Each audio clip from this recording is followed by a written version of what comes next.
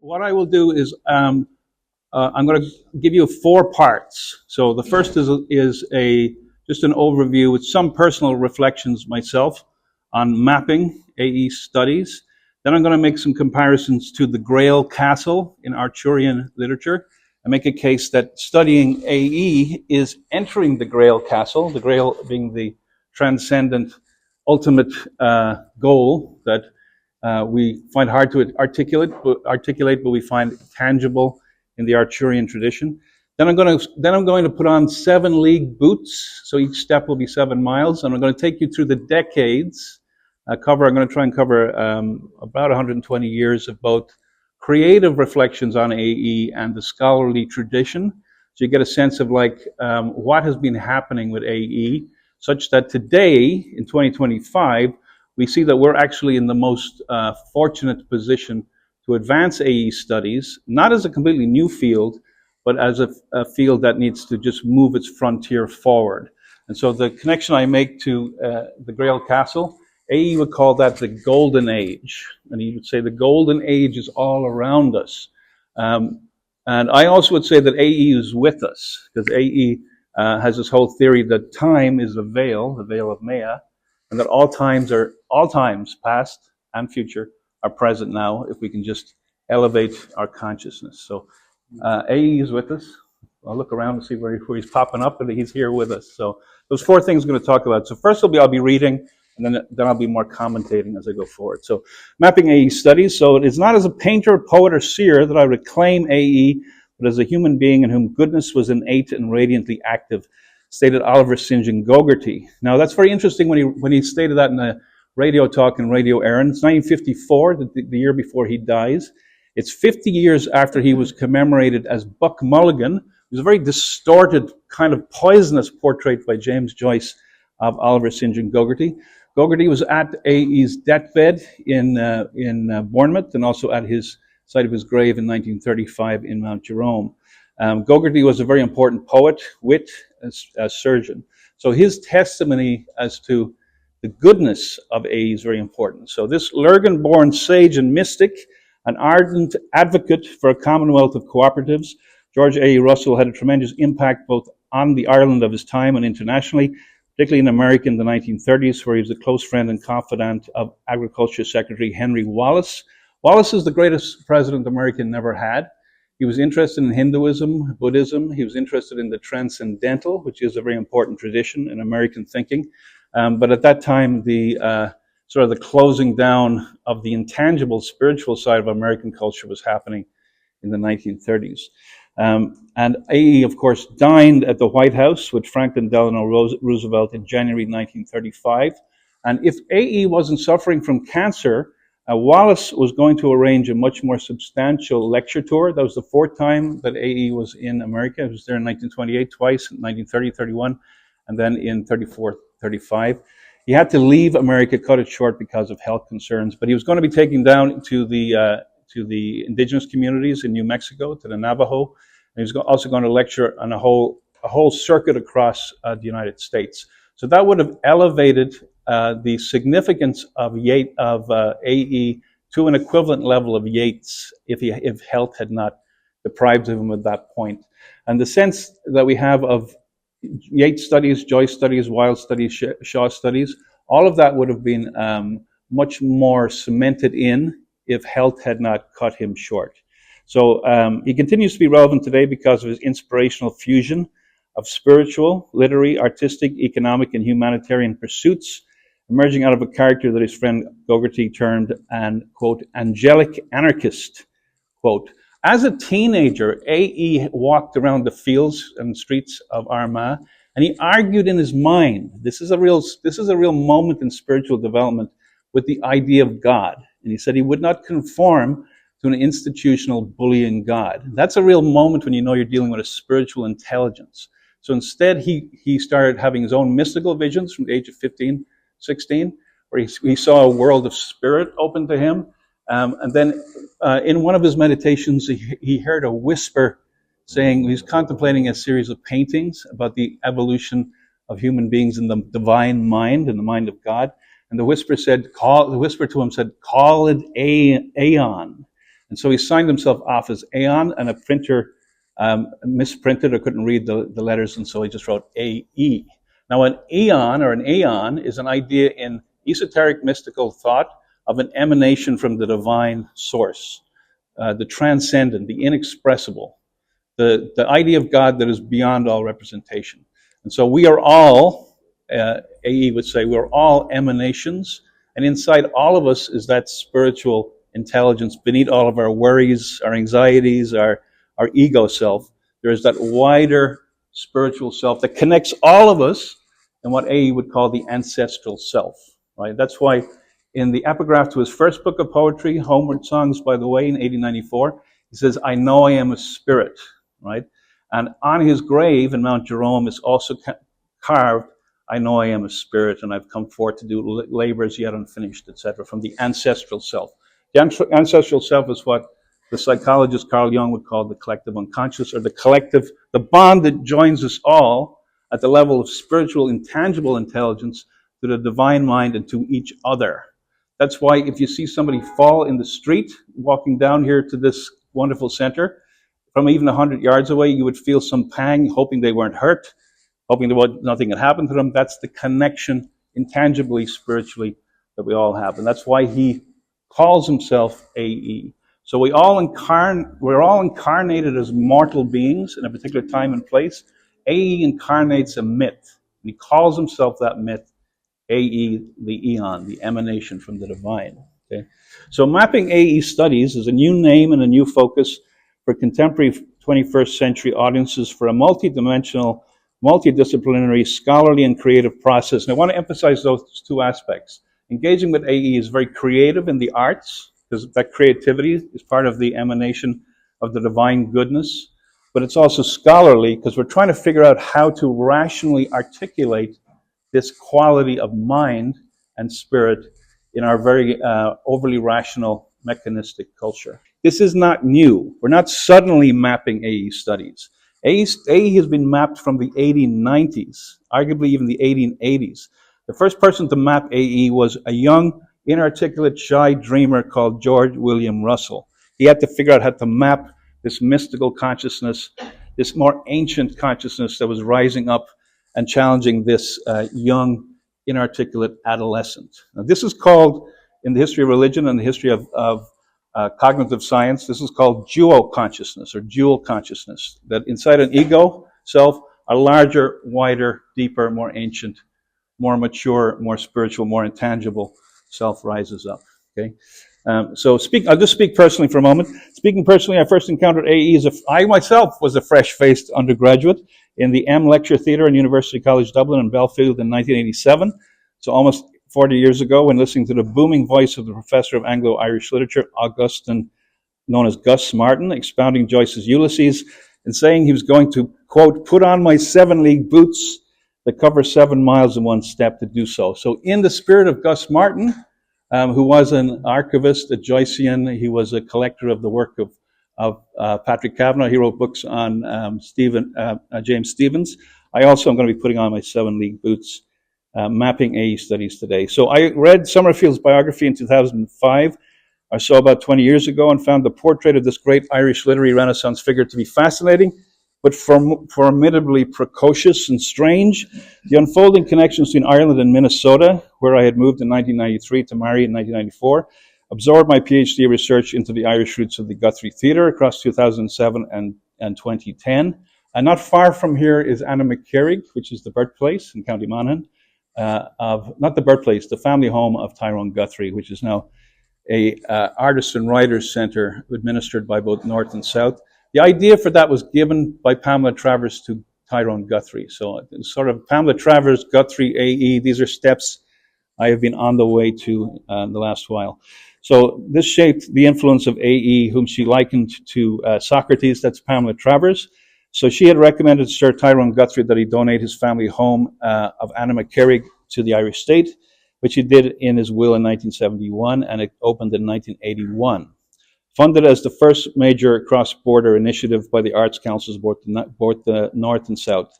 So working in the Irish Fair of Minnesota in August 2019, I met Carolyn Tatum, and then I was introduced to Raymond, who was also over. And then we started recommending creating a partnership between Minnesota's Irish Cultural Center and Enoch Waka, which is why I'm still here today at this point. So subsequently, after working on a program linking Irish and Indigenous cultures in 2021, termed Anam Carger Soul Friends, Armagh visitors arrived in Minnesota in April 2022. And then in conversation with Raymond, I reminded him that AE had said iced water was the national drink of America. And then Raymond told me about this Facebook group, because both of us were not drinking alcohol at that time, we were drinking ice water. And that linked me to Lurgan and Jimmy and and Michael and the other visitors. So Laura and I visited Armagh, Lurgan, and Dublin in August 2022. Toured Lurgan, met John Donoghue in Dublin, visited AE's grave in Mount Jerome, and I decided to begin teaching classes on AE in the fall of 2022. So relatively recently, I've accelerated my interest in AE. Across 2023 and 2024, I've moved into various roles, and I'm now the chair of the AE Society. So one of the things I always tell my kids is that life is a spiral. We move around and around the same themes and subjects at later points in time. I was trying to figure out, why was I ready to take on this role of trying to revive interest, along with all of the others, Jim and Michael and Raymond, etc. So I'm going to look then at the milestones, right? So this is the first point I'm making, is that mapping AE studies is not new, right? So there's a new energy now, but it has been mapped for a long time before that. Okay. So the first thing I'm going to look at the first thing I want to emphasize is that how fortunate we are. So engaging with AE is like being a Percival. Percival is the original Grail knight. So in the first story we have in literature is Chrétien de Troyes, the great French poet of the 12th century, and Percival seeks the Grail. And so the Grail comes as a procession of extraordinary beauty, a platter of light, the Grail, as presented to you by the wounded figure of the Fisher King, right? Percival does not speak up when he's in the company of the Grail castle, right? So one of the things we have to try and do is speak up, engage our voice, our logos, our rationality, and try to figure out how fortunate we are to be trying to relate ourselves to the intangible, transcendent treasure, the Grail castle at the heart of Irish studies, as is presented by AE. So I'm going to do a quick survey of his literary highlights, then I'm going to look at representations of AE. So he begins using the name at the age of 21 in 1888, writing to Lucifer, which was the magazine of Blavatsky's Theosophical Society. The crucial turning point is 1894, when Homer's Songs by the Way is published. This aligns him with Yeats. Yeats is the driving force before that in the Irish literary Renaissance. AE joins him, and the two of them are creating this spiritualization of the Irish literary movement. Yeats calls that book a, quote, perfect book. Through 1895 and 1896, he is mentored by his guru, his master, James Morgan Price, and together they work on long tales, fusing Eastern wisdom with Celtic wisdom, such as the enchantment of Cuchulainn. So that's that fusion. This is one of the things he's doing brilliantly. For 12 years, from 1885 to 1897, AE is studying mysticism. He's practicing the meditation techniques of Patanjali's Yoga Sutras, which are just 154 sentences, one-line sentences. You always get these big books with the Yoga Sutras. All of that book is commentary on these simple sentences, which basically tell you to still your mind, your ego, find the witness consciousness, which is the eternal part of your psyche, the emanation from the divine mind, and connect and integrate yourself at a deeper level so that you're connected to the larger ancestral self of the people. And that's what AE was doing through concentration techniques, meditation techniques, visualization techniques.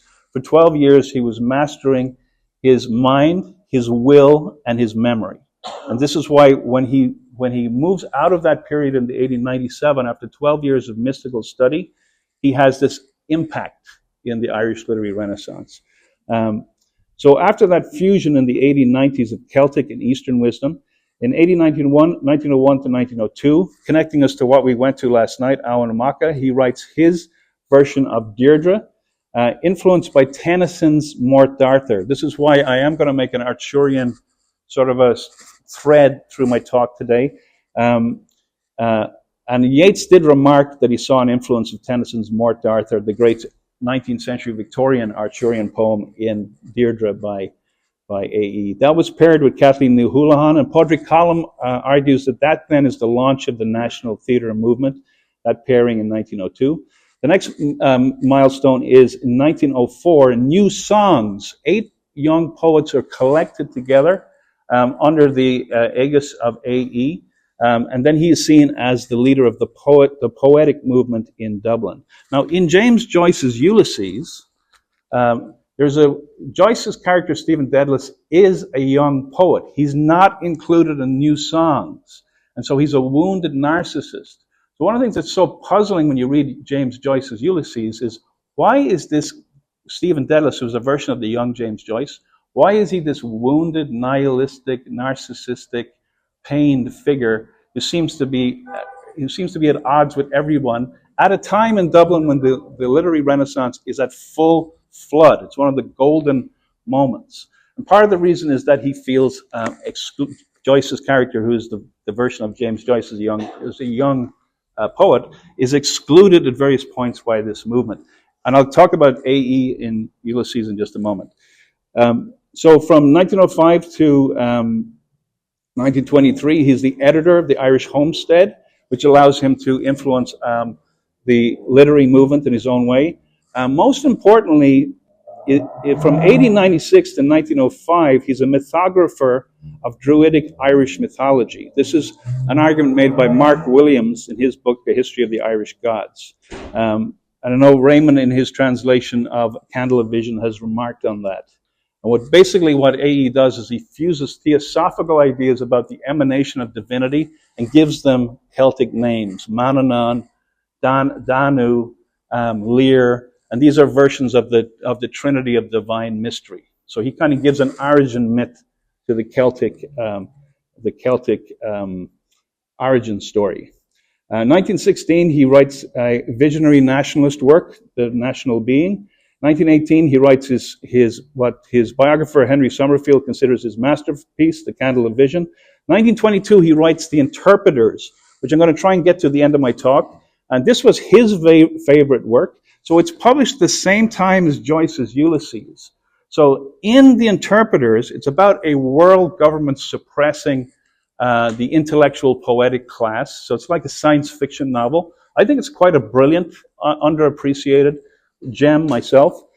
In that work, there are veiled portraits of A.E. himself as the poet Lavelle, W.B. Yeats, James Stephens and Gogarty are probably the character of Leroy.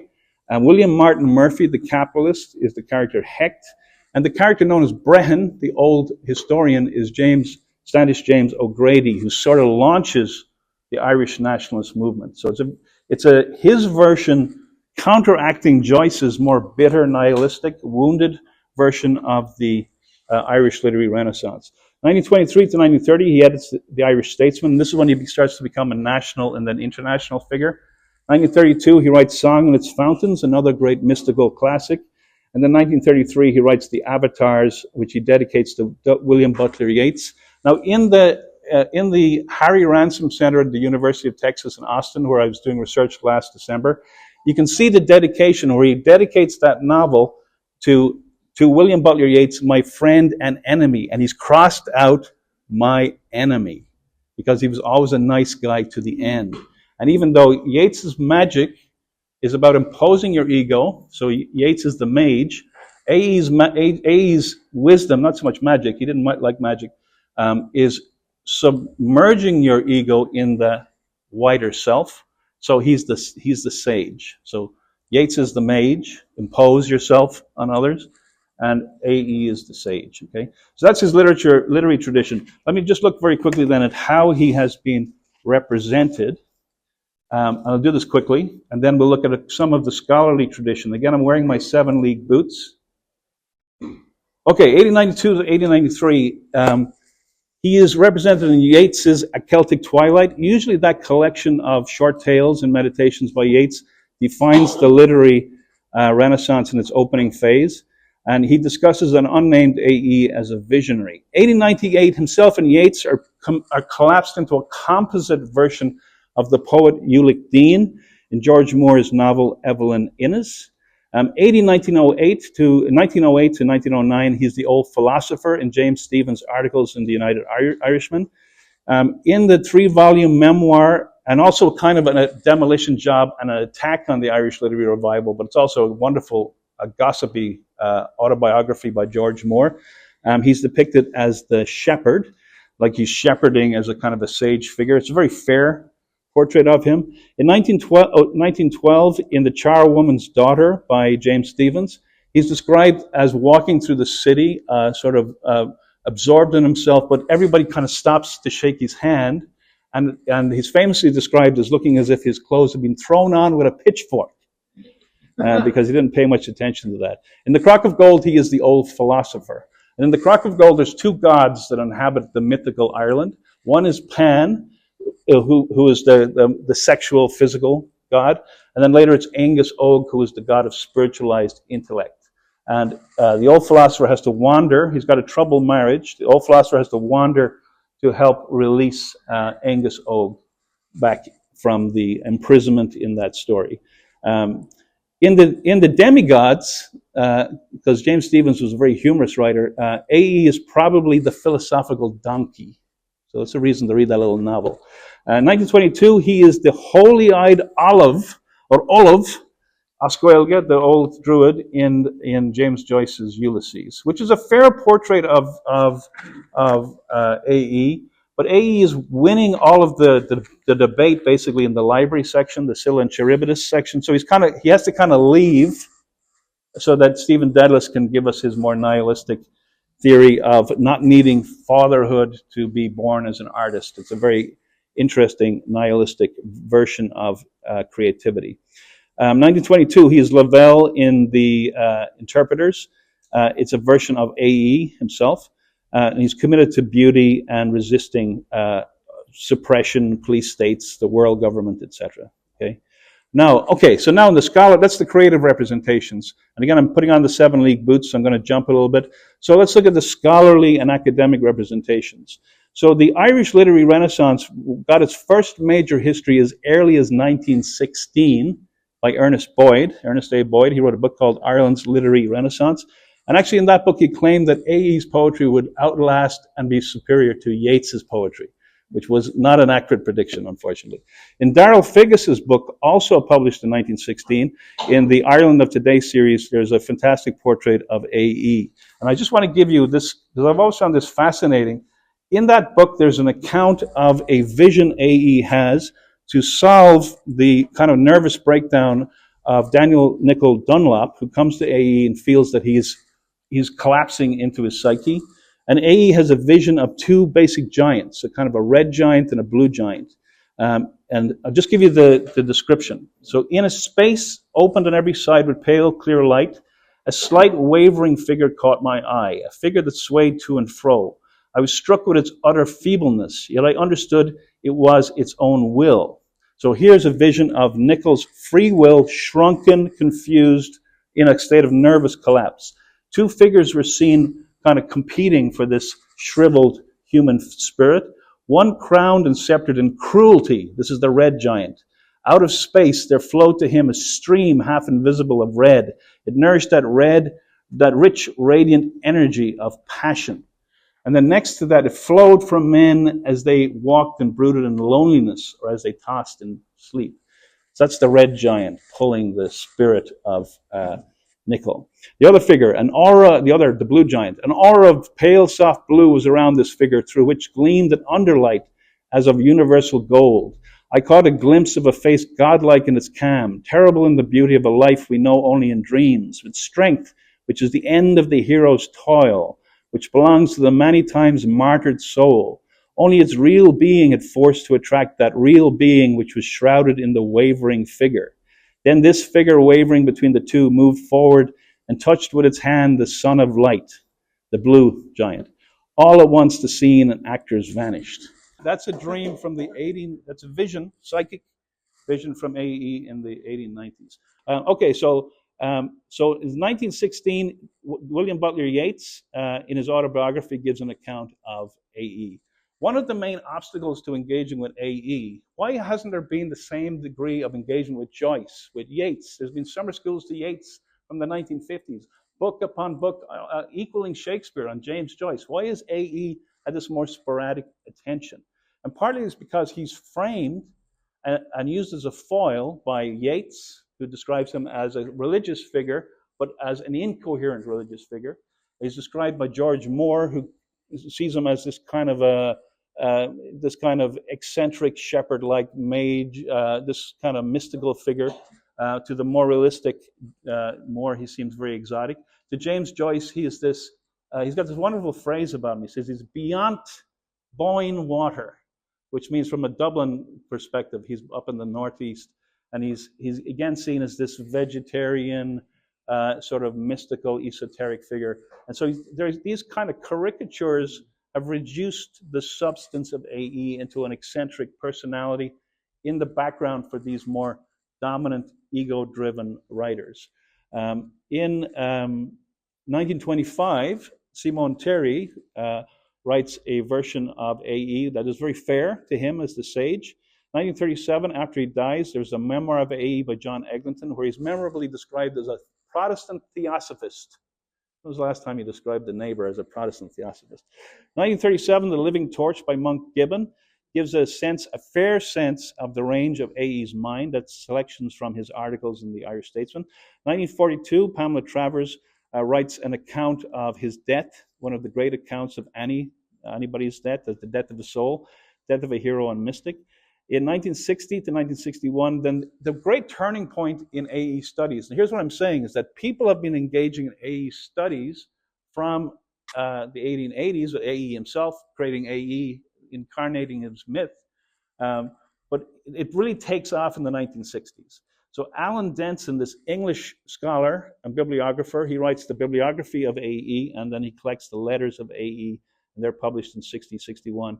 At the end of his bibliography, he says, AE needs a sympathetic biographer. And that sympathetic biographer, the Society has found him, he's still alive. He publishes his wonderful biography, the absolute gold standard in AE studies, That Myriad-Minded Man, a biography of AE in 1975, and that's Henry Summerfield. And he's still living in Vancouver in Canada. In a recent telephone call I had with him with our colleague, Professor Joe Navarre, he said that we need AE's good sense today, referring to our unfortunate political background. 1977, The Irish Renaissance, a literary history by Richard Fallis is written, where, again, dominated by Yeats, but AE gets a fair representation. 1977, there's a study of James Stephens. 1977, again, there's a full-length monograph though short, on George Russell by Kane and O'Brien. 1977, George William Russell by Robert Bernard Davis. These are short monograph studies. And then through the 1970s, Colin Smythe, the English publisher, has been publishing the collected works of AE through the 70s and the 80s. Okay? So I'm just going to very quickly go through the scholarly tradition a little bit more in detail. So through the 1960s, the friends of AE, Frank O'Connor published his memoir, My Father's Son, which is a very down-to-earth, realistic portrait of AE. Then through the 60s, there are also several books on James Stephens that collect the radio broadcasts that Stephens did in the 1940s about AE. William Irwin Thompson wrote The Imagination of an Insurrection about the Easter Rising in 1967.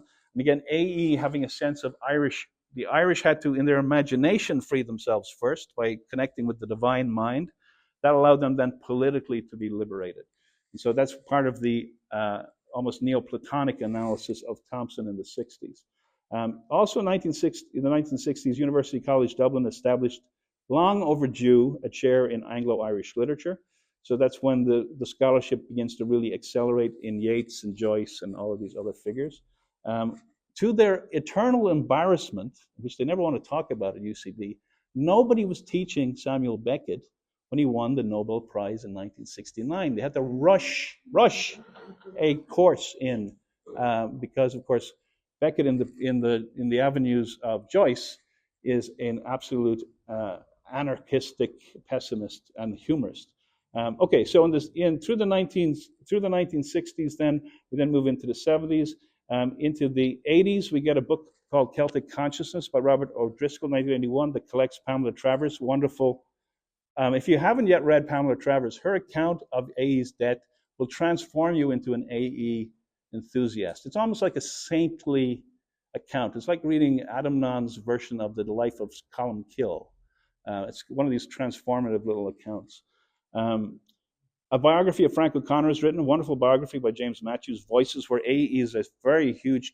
AE was basically a literary father to Frank O'Connor. He's a literary father to James Stephens. Because Joyce refused to have literary fatherhood as a model in his artistic development, he was an influence on Joyce, but not a literary father. The Descent of the Gods in the 1980s gives the mystical writings of AE, and then Joyce's biography comes out in a longer, bigger version in 1982. The Cranebag Book of Irish Studies comes out through the 1980s. So Irish Studies itself is becoming more confident. While Ireland through the 70s and 80s was currently suffering from its theocratic obsession through De Valera and censorship and all that, it was slowly also trying to grow a more mature, reflective Irish studies reflective process. This culminates in the 1990s with Inventing Ireland by Declan Kiberd, an absolute milestone. Then there's the Field Day Anthology, first in the 3 volumes. The end of the 90s, we get Mary Poppins, the biography of Pamela Travers, which again, AE figures as a huge event. Through the 2000s, the next milestone, so the milestones are Denson in the 60s, Summerfield in the 70s, all of these new studies of friends of AE, where AE constantly emerges in the 80s. By the 2000s, Nicholas Allen's book, George Russell and the New Ireland, 1905 to 1930, places Russell as a intellectual in the history of Ireland. So instead of it just being writers squabbling or contending or competing against writers, it's a much broader historical analysis. Dermot Ferriter states in his book, The Transformation of Ireland, 2007, that AE is an unjustly neglected intellectual. The letters of Samuel Beckett emerged in 2009. His letters from 1929 to 1940 show him writing, trying to get his poetry published by AE. And when he was undergoing severe depression and undergoing psychoanalysis at the Tavistock Clinic in London, he described listening to Carl Jung, a crucial moment in the development of Samuel Beckett. And he wrote to his friend McGreevy and says, Jung, he said, he's like a super AE. And if anybody knows the psychology of Jung, basically AE has anticipated all of that using the language of Theosophy, Eastern wisdom. Patanjali from the 3rd century was more Jungian than ever Jung himself could be. This is the deep thinkers. The deep thinkers about the human spirit are very old. Just what was the name of the guy said Jung was like a super AE? Samuel Beckett. Samuel Beckett, yeah. Can I take questions when I'm done? Sorry, Bridget. Can I take questions just when I'm done? I'll take questions when I'm done. So again in the collective works in 2011, there's a book called AE on Art and Literature. Now, this is Peter Cush. Cush has also produced a book, very important book in the 80s, comparing AE and Yeats. And in Cush's book, he argues that AE is not a genius. This is one of the things I want to talk about as I'm wrapping up today, and I will get back to the Grail Castle. The argument that AE is not a genius is one of the main obstacles, I think, probably to AE studies. So the idea is that this mystical consciousness can't fully be articulated in academic, reductionistic discourse, to me is a mistake. The idea that AE is just an eccentric, interesting character, like as Joyce is trying to portray him, or as Yeats or George Moore, very much a mistake. I would argue that AE is a genius, and that Ireland does produce geniuses. We used to call these kinds of geniuses spiritual geniuses. We call these kinds of spiritual geniuses saints. So AE is adjacent to a saint, Theosophical Protestant saint, perhaps. So he's a spiritual master. So you can be a literary master, an artistic master, and so to me, AE is a genius, I would argue, and I would regard him as a spiritual master. Think of figures like John Moriarty, think of later in the 70s and 80s, who are geniuses, both in the literary and the spiritual sense. Arguably, perhaps John O'Donoghue is a genius spiritually.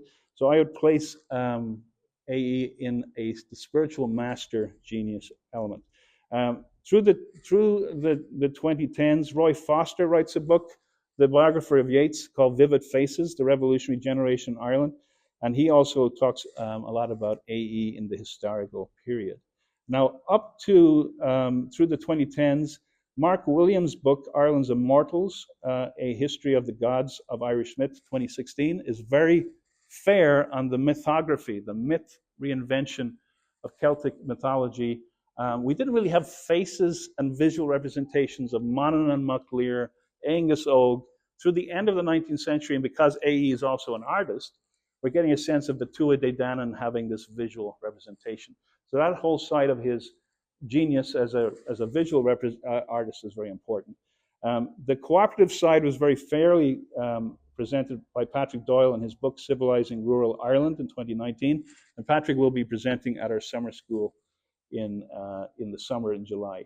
In 2020, Emer O'Connor wrote a very interesting book that features AE prominently on Ireland, Art Ireland and the Irish diaspora. And then 2024, James and Sally North produced a history of Irish magic. In 2023, there was a book called The Irish Revival, a study of the revival as part of complex system dynamics. So the Irish Revival, a complex vision. There's a very long article on AE and that, trying to more fairly map Blavatsky's influence as a foundational influence on the Irish Revival. So what has happened to the history of the Irish Revival is from the change happened about 1990s. Remember, it took about 30 years for Irish studies to mature enough to push against the Yeatsian domineering and dominant narrative, which basically says Parnell died in 1891 and I. Yeats stepped in to shape this great Renaissance. So it's like a Napoleonic moment. From the 1990s, that gets pushed back to saying that the Irish Renaissance is a product of a much lengthier historical process, and Yeats is a part of it, but he should not be seen as the only orchestral Napoleonic figure. And that analysis, where we broaden it out to a more historical analysis, AE becomes a twin pole, the sage and the mage figures animating the literary Renaissance. Okay, all right, so how are my 7-league boots doing? We're almost up to the day. So there's my timer, but that just means I'm going to wrap up. So then I'll take any questions if you have any. Up to today, we have festivals, summer schools. This is the first spring school. How I would like to my final takeaway with AE is that he's giving us the Grail castle, right? And so the Grail, in Chrétien's original tale from the 12th century, is the word Grail comes from two words, from Graal, which is like a platter in Old French, and then gradale, which is Latin for something happening in stages. So when the Grail is presented, let me just read from the original Grail tale. A maiden accompanying the two young men was carrying a Grail with her two hands. After she had entered the hall carrying the Grail, the room was so brightly illumined that the candles lost their brilliance like stars, and the moon when the sun rises. The Grail was of fine, pure gold. Set in the Grail were precious stones of many kinds, the best and costliest to be found in earth or sea. So this is Percival, the Grail Knight. He doesn't dare to ask, who deserves to be served from the Grail? He kept more silent than he should have, and then he is exiled until he returns later on. So to me, AE embodies 4 Arthurian archetypes.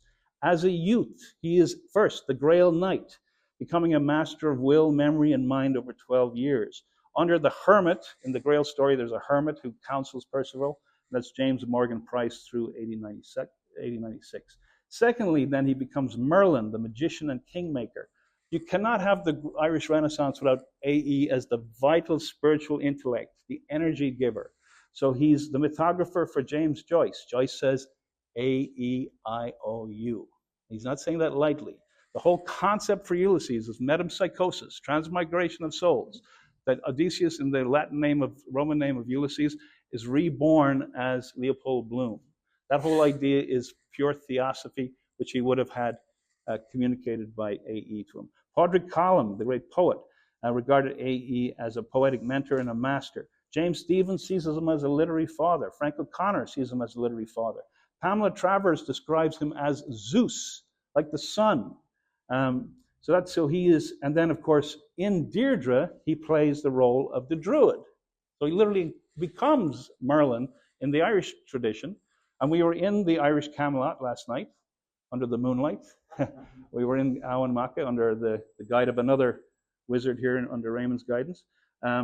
So in Deirdre, he becomes Percival. He becomes Catfa, the druid. The third archetype is the Fisher King. The Fisher King is wounded, but the Fisher King is the guardian of the Grail. So A becomes the guardian of Irish creativity, social, economic, literary, and artistic in his Ratgar at home gatherings on Sundays. Also his Hermetic Society gatherings, studying ancient classic wisdom, Eastern wisdom, and Blavatsky's Theosophy on Thursday nights, and then being in the Cooperative Center Plunkett House in Merrion Square. So he is arguing, therefore, for a visionary nationalism, and expresses that most brilliantly, I think, in The Interpreters, his novel of 1922, and his social philosophy of visionary nationalism, the national being, which he articulates the Ireland in the womb of time, and all of us are seeking the Ireland in the womb of time. Lastly, the fourth archetype is King Arthur. So Arthur, at the end of Tennyson's Morte Arthur, he represents an ideal that is doomed, a golden age that will pass, and he will be sent off to the Avalon of archival holdings. This is what brings me down to the University of Texas to look through the AE holdings. He's now living in the archives. The golden age is not quite past. It's in cardboard boxes. It's in the basement. The art is hanging on metal racks. So the Harry Ransom Center has paintings, sketchbooks, 5 boxes of his material. And again, I remind you of Dermot Ferriter's quote from 2009 that he's a neglected intellectual. So the last thing I will end in is a description of the passing of Arthur, just a short quote. So Bedivere is told to throw Excalibur back into the mirror. Tennyson, so A.E. as a child Tennyson was read to him by his father. He had books of Tennyson. As he was dying, they gave him back again Tennyson. So Tennyson's Arthurian mind, that myth of Arthur is something close to A.E. So then quickly rose Sir Bedivere and ran, and leaping down the ridges lightly, plunged among the bulrush beds, and clutched the sword, and strongly wheeled and threw it.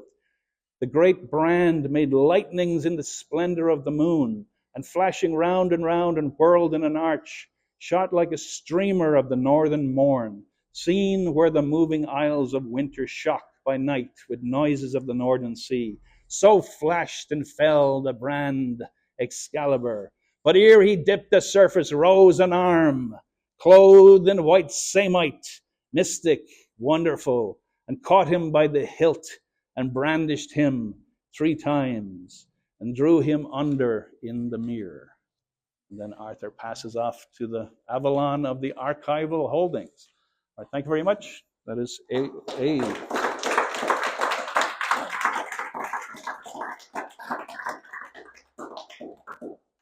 So what I would say to you is we're in the Grail Castle. The Grail Castle arises mysteriously. Because after Percival doesn't speak so don't be like Percival. Percival does not speak when he's presented with the Grail. He doesn't know how to say. He doesn't know what to say in the presence of this extraordinary light, the light we get when we engage with AE. And so the castle pushes him out. The next day he wakes up, his horse is all saddled, there's nobody around, the servants are all gone. And as he's leaving, the drawbridge is like trying to throw him out of the castle. When he encounters a maiden under a tree, she says, "Where did you come from? There's no castles around here." So the Grail Castle vanishes. So it's important to speak. So the next time now the poet, the Troy, dies, so then the tradition is told by another poet. In the later tradition, the German tradition, Percival, in asking the Fisher King, "What ails thee, uncle?" heals the king. So our words are vehicles of compassion and our ancestral divine mind. And so the Arthurian is one way to enter into the mythology of the mystery that is AE. So just to conclude, William Butler Yeats in his collection, The Winding Stair and Other Poems, I think this is about his relationship with AE. It's just a short poem. It's called The Choice. He says, "The intellect of man is forced to choose perfection of the life or of the work, and if it take the second, must refuse a heavenly mansion raging in the dark. When all that story's finished, what's the news? And look her out, the toil has left its mark. that old perplexity and empty purse are the day's vanity, the night's remorse. So Yeats, the mage, had perfection of the life. So the Norton Anthology of World Literature, which is a New York-based publication, not influenced by Irish studies, categorizes Yeats as the greatest poet of the 20th century. So perfection of the life, perfection of the work, excuse me. But A.E. certainly, I would say, is perfection of the life. And I think Yeats is articulating that dynamic in that poem. All right, thank you very much, everybody. So. Okay.